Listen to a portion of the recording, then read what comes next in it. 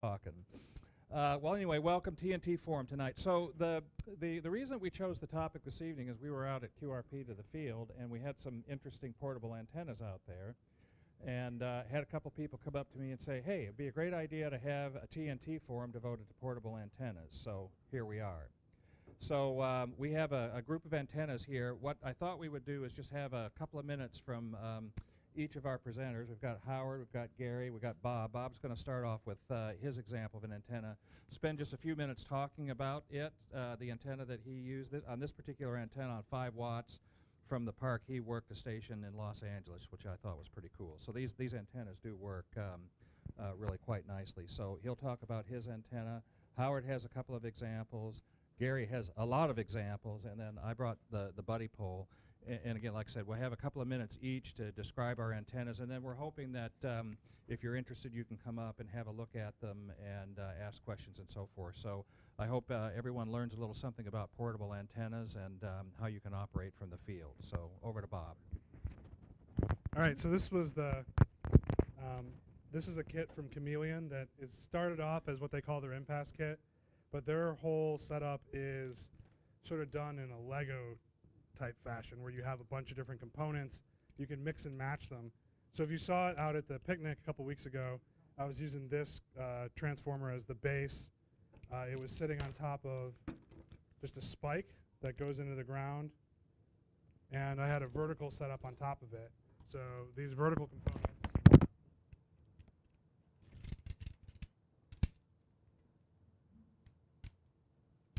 are like a tent pole.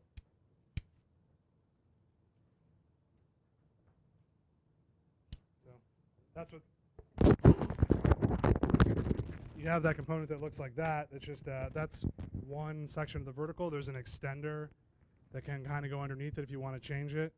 And then there's also a long wire. So with all these different pieces, what you can kind of do is you can build a short vertical, you can build a long vertical, you can build different types of wire antennas, end-fed, L-shaped, V antennas. There's a lot of different clamps. So you can hook onto like a metal surface to use as a ground plane, or brackets you can use to sort of take the 2 poles and turn them into a longer, sort of like a dipole like that. All the different antennas you can build with it are good for different things, different directionality, different types of situations, and different frequency bands.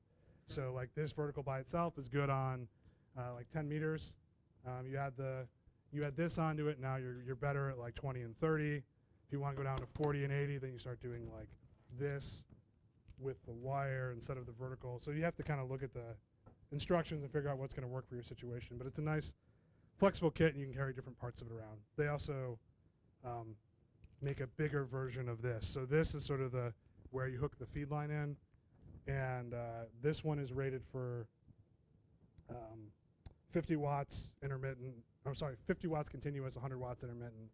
They make a bigger one that's rated for 800 intermittent. I don't know if I'd feel comfortable putting almost 1,000 watts into a portable antenna, but that's what it says. Yeah, or hauling the power supply out in the field, yeah. But yeah, I've been happy with this, and it's a nice little combination of pieces that you can kind of build what you want. I've used an end fed, like with this 60-foot wire quite a bit, and I've used the vertical setup quite a bit. I'll pass it over to Howard. Yeah, questions?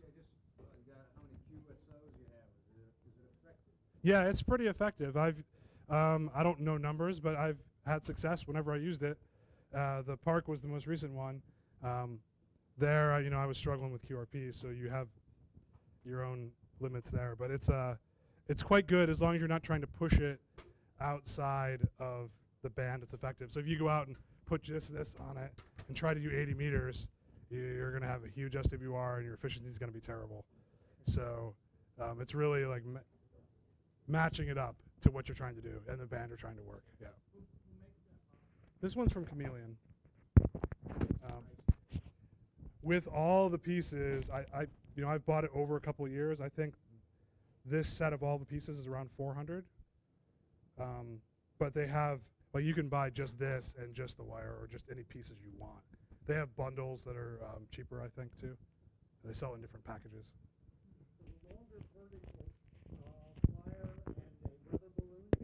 Yeah. Yeah, run that right up. 160 meter vertical. Yep.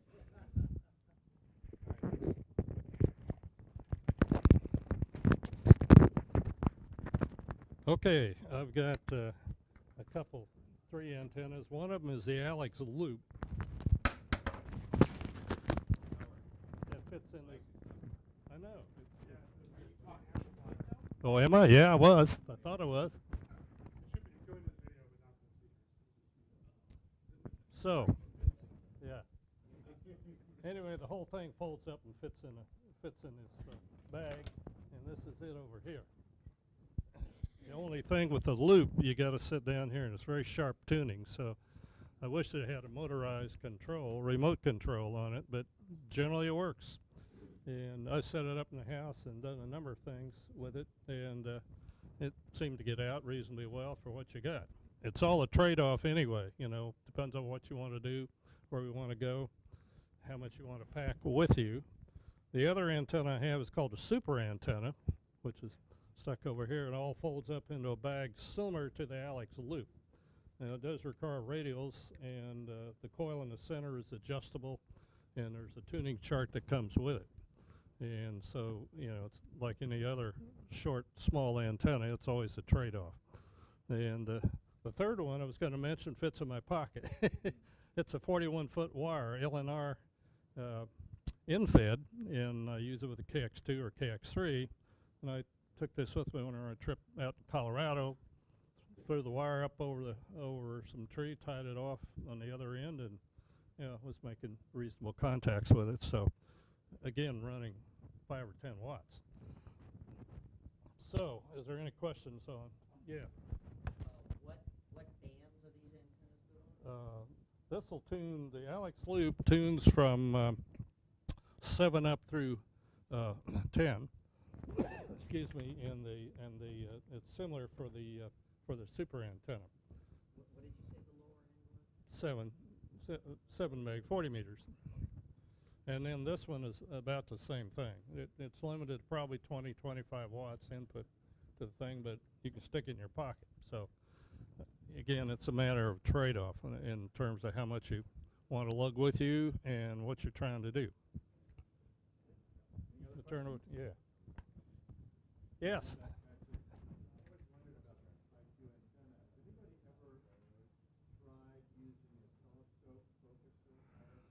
Well, you can, by certain brands, have a remote control and a little motor to go underneath, and that's the thing that this one lacks, because you got to sit next to it, and it's really sharp in terms of tuning, and that's one of the drawbacks, if you want to call it that. So, characteristic of the loop. I think there's actually military ones that have auto tuners. Yeah. That can dial it in, but I've never seen commercial ones. Well, you can get, and they're a little more expensive. The Alex Loop, I think when I got it was about $300, and when you got all the attachments for the super antenna, it was roughly in the same ballpark. But there's a couple others, brands I can't think of right now, that do have a remote control and a little motor that fits, you know, on the tuning capacitor. Yes. What's the procedure for tuning the loop? Receiver noise? Yeah. Basically, that's what they tell you. So. Yeah, you could combination. Any other question? Yes. You are. You are. And I don't know how much that affects things, but you know, it still works. Yes. Is there a possibility you could use a speedometer cable to partially remote your tuner? Probably. It's just a matter of mechanical connections, and you put some of them have 6-to-1 vernier tuning, so the tuning rate is a lot slower. So something like that probably could work. Yeah. Howard, how high do you have to have it off the ground? You operate it at You can operate right here. and then the same with the loop. Yeah. Just that high. And then some of the brackets that Bob had, you can get for the super loop, and you can put it on a railing or balcony or stuff like that. And then I didn't spring them out, but they're a set of radials that attach to the bottom. So, anything else? Okay.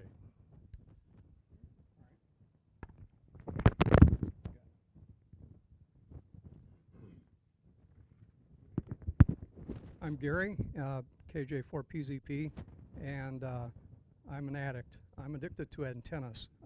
I think I have over 100 antennas at home, going all the way up from HF to microwave that I've collected over the years.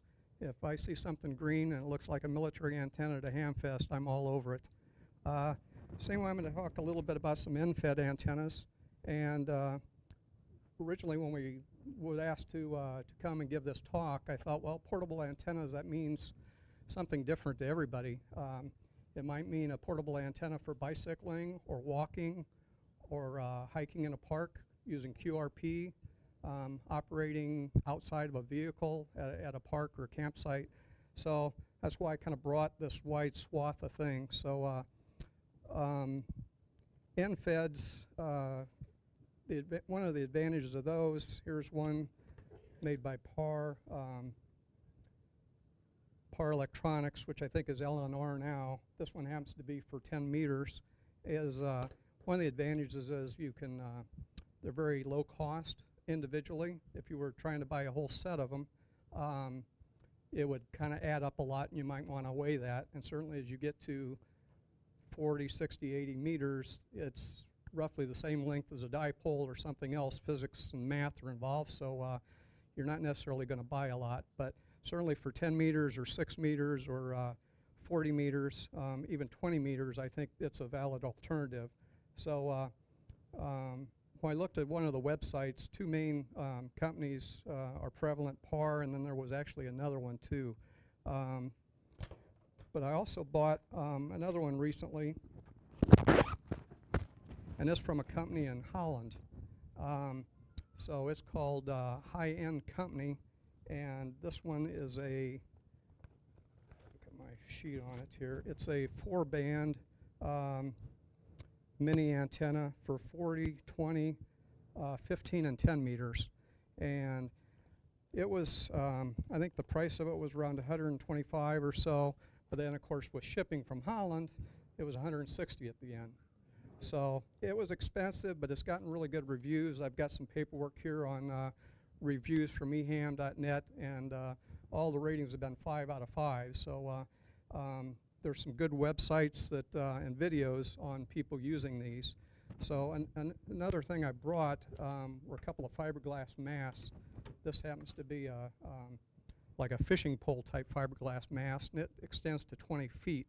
But certainly for a long wire or end-fed, it's perfect to put it up there and raise it up. This I made out of a pipe flange and some wood to roll the car tire over. But if you found some other way, a toolbox or something heavy to put on it, you could use that to put this fiberglass mast in. This happens to be another one that's a painter's pole. It's heavier, a little bigger.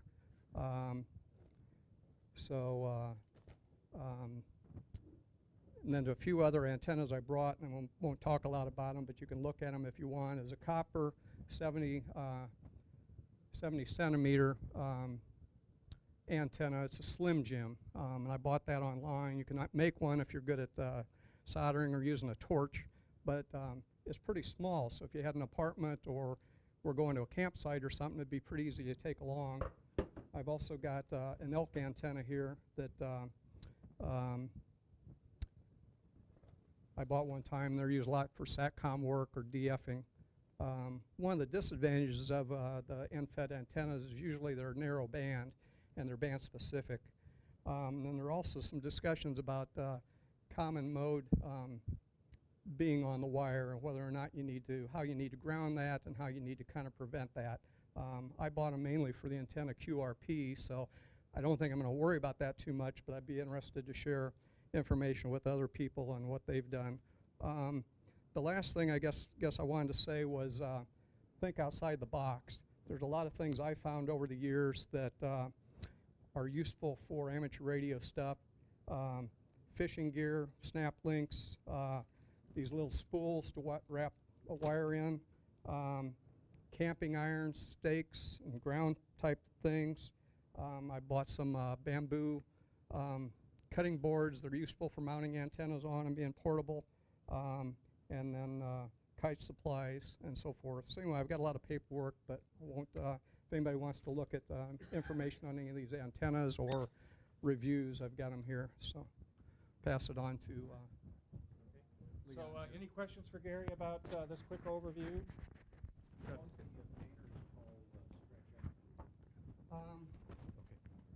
think it's 25 or, I believe it's 25 or 30 feet. I'm not sure exactly. I didn't measure it, but I just didn't bring those notes with me. This smaller one, which came from like a fishing pole company, is 20 feet extended. But you can, if you look at them, you can obviously tell that it's not real rugged. So it's not something you'd want to put up in the middle of winter and leave, where this painter's poles is a lot more sturdy and substantial. Other questions? Does that fit in the tire mount? Yeah, this big one, I can set it up here after we get done talking. Fits in this larger one. I've got a similar thing with the smaller diameter that this fishing pole one puts up in. Other questions? What kind of antenna was that? One from Hollow?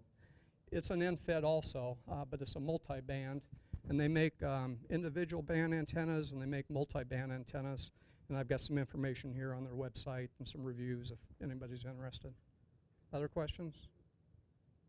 All right, thanks. Bob had something. Yeah, you mentioned accessories. And there's something I forgot to mention that I keep in my bag with this is for the end fend configuration. It's just some cord, but I recommend we try and find some of this and buy it because it's got built-in reflective strips in it. So when you're walking around in the middle of the night at field day, you don't walk into all the cords everywhere. And it's really easy to see if a flashlight hits it. It's like a safety vest. So I got this in a clearance bin at REI, and it was like $3, but I'm sure we can find a big spool of it somewhere.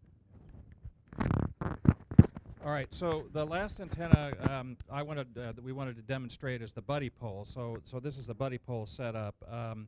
This is called the Buddy Pole Deluxe system, and what it does is it provides the equipment that you need. It has the tripod, the extendable mast, so you can raise the mast to get the antenna up, put to about 20 feet or so by the time it's all extended.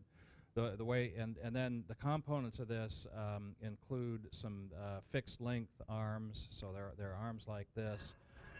The arms thread into this thing they call a Versatee, and this Versatee fits onto a half-inch threaded fitting here on the top of this mast. They provide a way to connect this T to the feed line, so the feed line is attached here. If you want, as an accessory, you can get a balun that adjusts 1-to-1, 2-to-1, and 4-to-1, depending on the antenna configuration. And then the way you can set this up is if you're working the higher frequencies down to about 12 meters or so, this can be put together, and these arms on the end are telescopic, so they extend out, and you can adjust them. You can adjust them to the right length for the band that you want to work.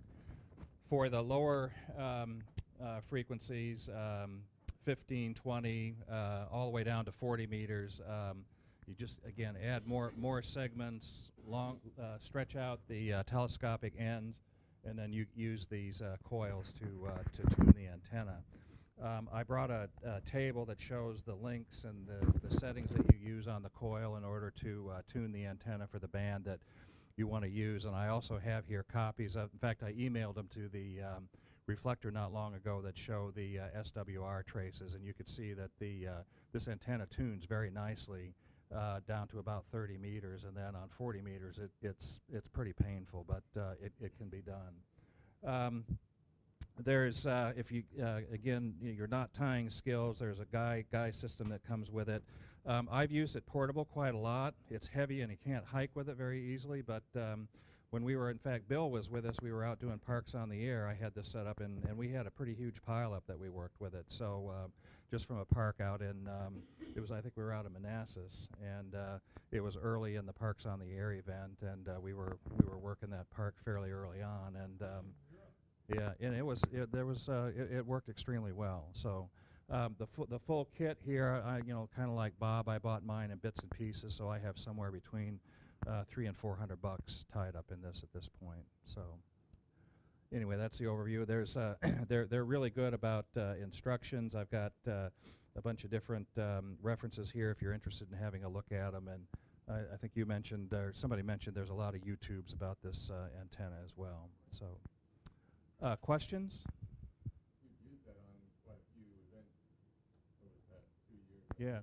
Yeah. It really works quite well. Yes, sir. How far can the QSY, let's say on 20 before you have to retune the thing? It covers the whole band very nicely. You can see the SWR trace here if you want to work. Yeah. Okay, well, thanks, Yep. everybody.